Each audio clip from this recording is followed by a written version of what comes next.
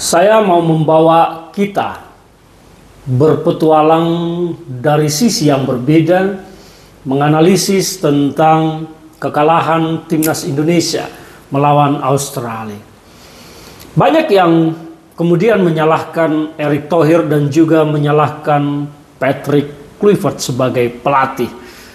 Dianggap bahwa kekalahan 5-1 dari Australia tersebut tidak pantas untuk timnas dengan para pemain-pemainnya yang 90% sudah naturalisasi. Netizen kemudian merespon dan bereaksi terhadap kekalahan tersebut, dan tentu football lovers Indonesia, pecinta timnas kita, sangat geram dan sangat marah dengan apa yang terjadi. Saya orang yang meyakini kekalahan kita bukan karena kalah skill, kekalahan kita bukan karena kalah standar kualitas pelatih, kekalahan kita bukan kalah standar kualitas fisik pemain, tetapi saya lebih melihat bahwa kekalahan kita karena ada unsur politiknya. Inilah mengapa saya mengatakan saya ingin membawa kawan-kawan sekalian berpetualang dari sisi yang lain, melihat kekalahan timnas kita. Kalau melihat dari permainan tim Australia, menurut saya biasa-biasa saja, tidak ada yang surprise atau tidak ada yang patut untuk kita mengatakan oh ya tim mereka lebih hebat. Tidak ada. Biasa-biasa saja. Inilah mengapa saya ingin membawa teman-teman berpetualang liar. Ini hanya sebuah analisis, boleh dipercaya, boleh tidak, boleh dibully, boleh juga dipuji, silakan saja. Tapi ini adalah sebuah pengamatan saya. Dimulai dari pertama, penggantian Sintayong. Pertanyaan saya, apakah Prabowo setuju Sintayong diganti? Sebagai presiden sekarang, apakah Prabowo setuju dengan penggantian Sintayong?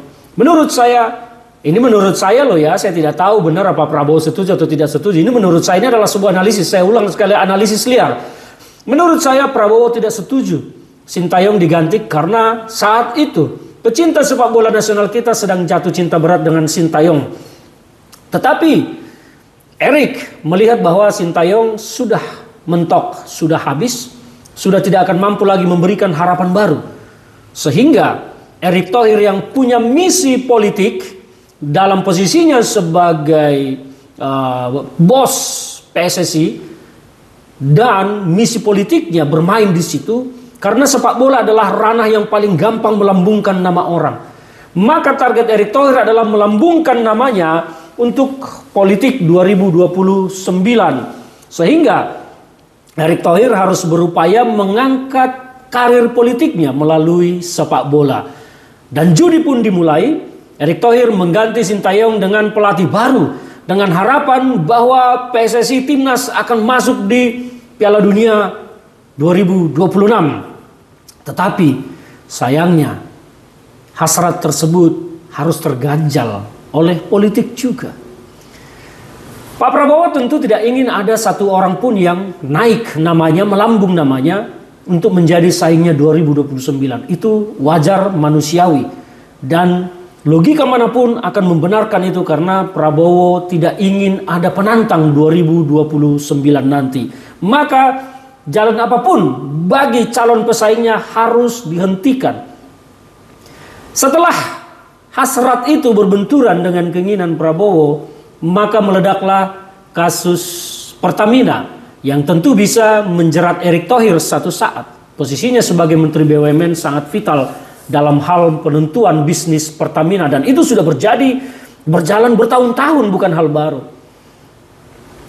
Saya bahkan pernah berkata, Indonesia bukan tidak mungkin mengalahkan Australia, tetapi beranikah Erick Thohir memenangkan timnas melawan Australia?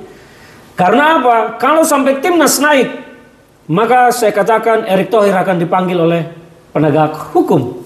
Harus dihentikan semua. Inilah langkah politik.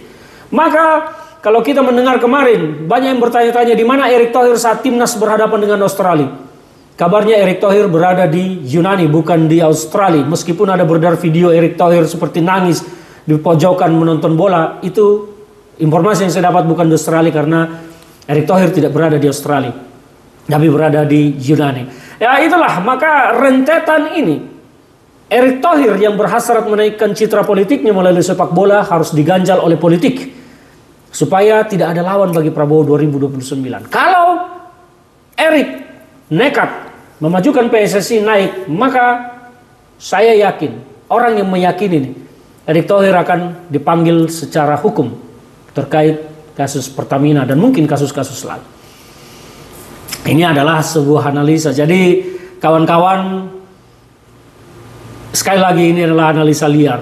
Boleh dipercaya, boleh tidak. Ini hanya analisis saya yang menyatakan bahwa Erick Thohir tidak akan berani membawa Indonesia ke kancah Piala Dunia. Karena namanya akan melambung dan Prabowo akan mendapat saingan politik 2029.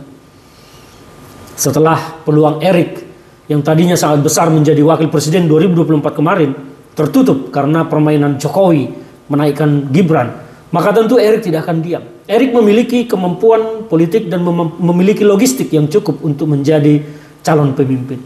Maka tentu ini tidak disukai oleh penguasa. Jadi kalau kawan-kawan berharap timnas akan dimenangkan Erick, saya agak ragu. Agak ragu, mungkin nanti melawan Bahrain kita akan menang 1-0, tapi setelah itu melawan Cina ya tumbang lagi dan peluang kita tertutup.